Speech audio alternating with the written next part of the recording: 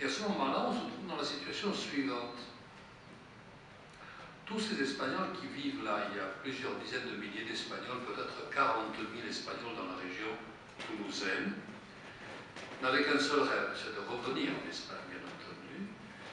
Et il y aura un mouvement, un projet, une utopie totalement irréelle vue d'aujourd'hui, mais à l'époque l'espoir était extraordinaire, de faire la reconquista d'Espagne.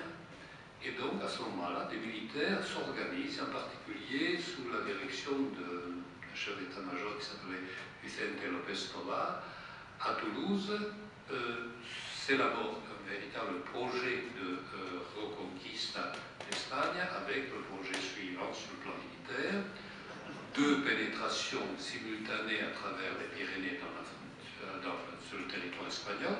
Ces 2 fronts avancent, on espère qu'il n'y aura aucune résistance en face, bien entendu. La République espagnole va se réveiller, les populations vont adhérer massivement à ce mouvement légal, puisque rétablissant la République. Quelques mouvements militaires devront avoir lieu du côté du Pays Basque, d'autres du côté des Pyrénées orientales, en particulier à partir de l'Andorre, et donc une véritable armada se met en route, avec là aussi des dizaines de milliers de soldats en armes. Alors quand je dis en armes, ils avaient des pistolets, ils avaient des fusils, ils avaient quelques fusils mitrailleurs, aucun canon, aucun char, aucun avion, aucune artillerie lourde. Toute cette armée un peu en guenille, un peu en sortant de la Deuxième Guerre mondiale, uniquement motivée par l'espoir, va essayer de reconquérir l'Espagne en ne tenant pas compte du fait que des populations ont été déplacées le long de la frontière, qu'il y a eu une lutte sévère contre les républicains tout le long de la frontière pyrénéenne, que des forteresses militaires ont été installées sur tous les axes de pénétration possibles. Ceux qui vont en Espagne par le Val d'Aran voient encore aujourd'hui des blocos et des nids de mitrailleuses qui sont sur le chemin, et que bien entendu un mouvement comme celui-là qui se fait en quelques semaines ou en quelques mois, en 1944, est tellement connu par tout le monde, y compris par le service des renseignements, que d'une façon totalement évidente, la Guardia Civile, l'armée franquiste, sont parfaitement au courant de ce qui se trame, de ce qui va se décider. Le mouvement de reconquista d'Espagne va avoir lieu de façon tout à fait particulière, parce qu'il était prévu donc de pénétrer par le Somport et par le Val d'Aran.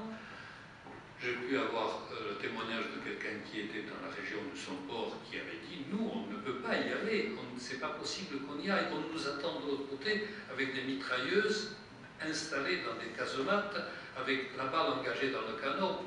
Dès qu'on pointe notre nez, on va se faire massacrer. » Ceux de Val d'Aran disent « On y va ».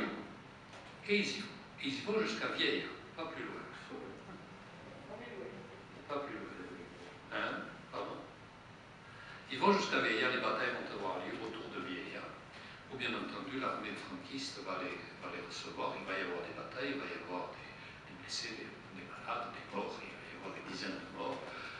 Bien, c'est un échec militaire, indiscutablement. Mais l'état-major avait pensé que les batailles seraient rudes et que donc il faudra accueillir les blessés de cette bataille. Et on se dit, il faut faire un hôpital militaire. Nous sommes en 1944, la France est en train de se bagarrer contre l'armée allemande à l'est de la France, c'est-à-dire que le Rhin n'est pas encore franchi, on n'est pas encore sur le territoire de l'Allemagne nazie. Et c'est à ce moment-là, au mois d'octobre 1944, que la Reconquista va tenter son coup d'éclat. C'est à ce moment-là qu'on crée à Toulouse, et pas ailleurs, pas à Luchon, pas à Saint-Gaudens, mais à Toulouse, un hôpital à vocation militaire, totalement irrationnel.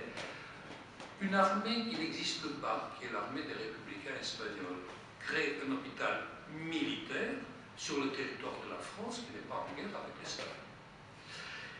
Pourquoi faire?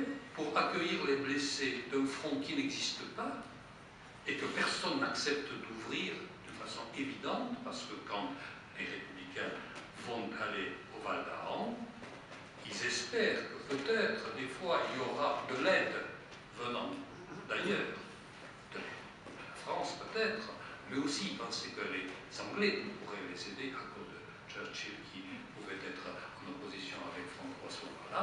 Ils espéraient que peut-être les anciens amis de la République espagnole, l'Union soviétique, pourraient les aider. Il n'en était pas question. Staline ne voulait absolument pas ouvrir un front à cet endroit-là, à ce moment-là. Donc ils n'ont aucune aide. Ils n'ont aucune aide. Cet hôpital sera créé, donc un hôpital militaire dans des conditions absolument extraordinaires, pour ne pas dire fantastiques.